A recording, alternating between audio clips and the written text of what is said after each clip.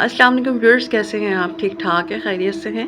اچھا، آپ سے آج جو میں سٹوری شیئر کرنے والی ہوں وہ ریئل سٹوری ہے، اور میری ایک سبسکرائبر ہیں انم، جنہوں نے مجھ سے شیئر کیا ہے۔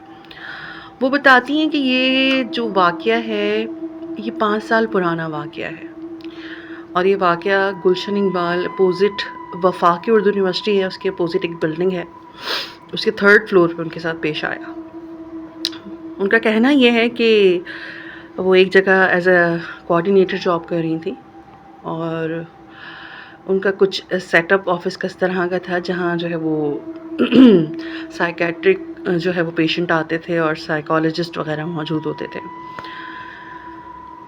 ڈیلی روٹین چلتا رہا، اور اس طرح کے جو ہے وہ پیشنٹس آتے رہتے تھے صبح سے لے کے صبح 9 بجے سے جب آن ہوتا تھا تو رات کو 11 بجے تک وہ آفس آن رہتا تھا۔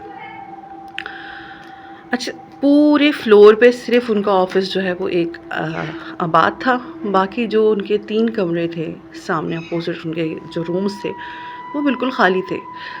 ایک ہال تھا ان کے جو جسٹ آفس کے اپوزٹ، جس کو وہ as a waiting area use کرتے تھے، اور اس میں ہی جو ہے وہ کامن واش روم تھا۔ اب ایک دفعہ کا ذکر ہے کہ رمضان کے ہی ڈیز تھے، اور کیونکہ رمضان میں لوگوں کا آنا جانا کم ہو جاتا ہے اور پھر پیشنٹس بھی کم ہوتے ہیں، تو اپوائنٹمنٹس بھی کم ہی تھے، تو وہ لوگ بیٹھے ہوئے تھے، فارغ تھے، اتنا زیادہ لوڈ نہیں تھا کام کا۔ تو انہوں نے سوچا کہ ویسے ہی جو ہے وہ نماز کا ٹائم تو ہو ہی رہا ہے، تو وضو کر کے کیوں نہ میں تھوڑی دیر قرآن پاک کی تلاوت کر لیتی ہوں۔ سب اپنے اپنے رومز میں موجود تھے، کوئی سیشنز لے رہا تھا، کوئی جو ہے وہ اپنے کاموں میں مصروف تھا۔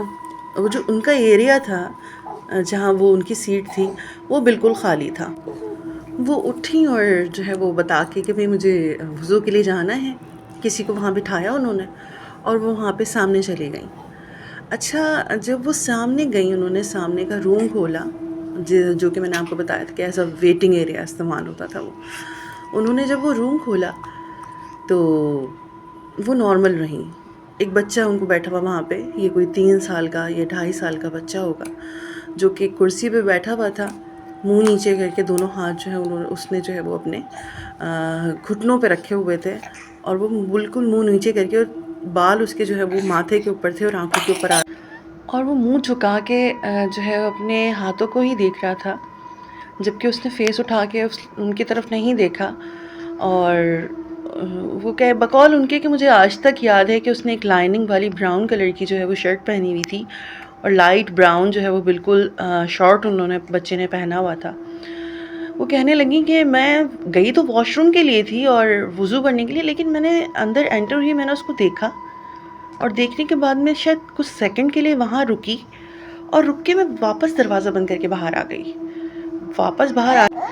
واپس باہر آنے کے بعد میں اسی جگہ پہ آ گئی جہاں میری سیٹ تھی، اسی روم میں آ گئی۔ تو جن کو میں اپنی سیٹ پہ بٹھا کے گئی تھی انہوں نے مجھ سے پوچھا کہ تم یہاں آ کے کیوں بیٹھ گئی، تم تو وضو کرنے گئی تھی۔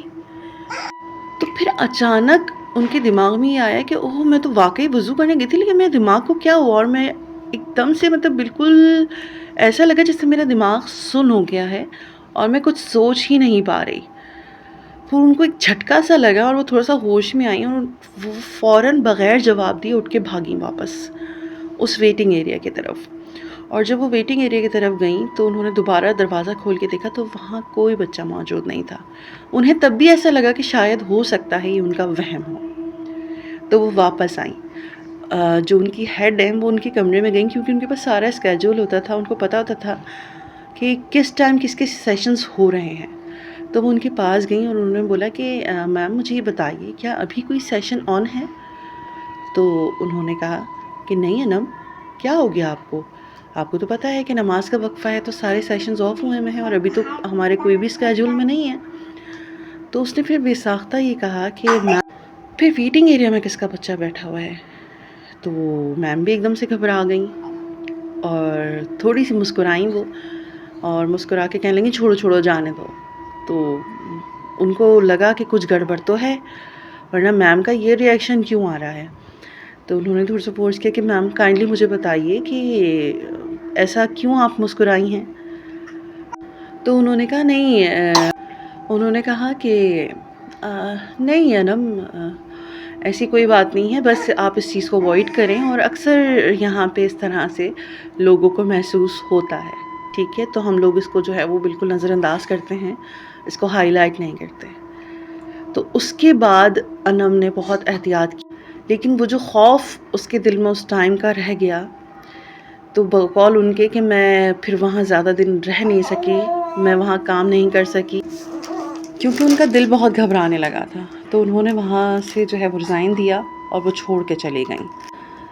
ایسی ہی ریئل اسٹوریز آپ بھی میرے ساتھ شیئر کر سکتے ہیں، ٹھیک ہے؟ میں اپنے پیج پہ آپ کی اسٹوریز جو ہیں وہ شیئر کروں گی، اور انشاءاللہ پھر ملاقات ہوگی کسی نئی اسٹوری کے ساتھ۔ اپنا بہت زیادہ خیال رکھیے گا۔ اللہ حافظ۔